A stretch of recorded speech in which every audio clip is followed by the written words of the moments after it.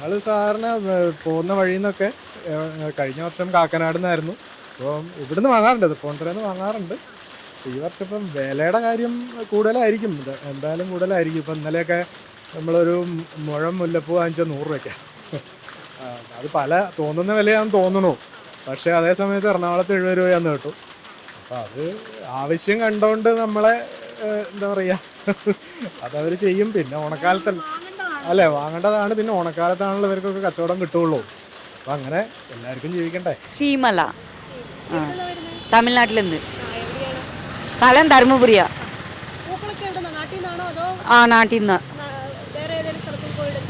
ബാംഗ്ലൂർ പോകുന്നുണ്ട്, പിന്നെ തമിഴ്നാട്ടില കോയമ്പത്തൂർ ഇങ്ങനെ കുപ്പം ഇങ്ങനെ എടുത്തിട്ടുണ്ട്.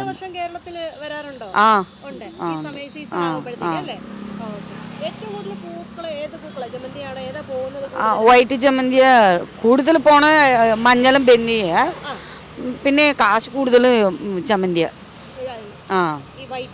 വൈറ്റ് ഇപ്പോൾ 600-700 തന്നിട്ടുണ്ട്. പിന്നെ ഇന്നും കൂടും. തമിഴ്നാട്ടിൽ വില കൂടുമ്പോൾ ഇവിടെയും വില കൂട്ടി തരുന്നുണ്ട്.